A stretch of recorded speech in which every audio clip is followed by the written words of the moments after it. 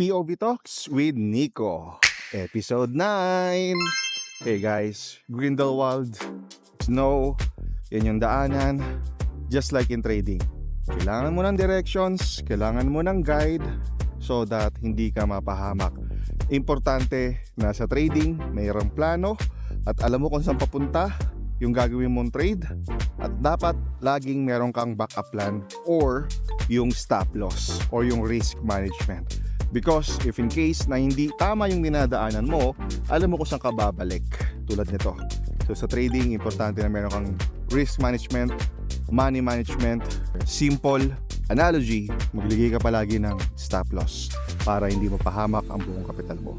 Tulad nito, pag hindi ako gumamit ng tamang sapatos, madudulas ako, dire-diretso ako doon.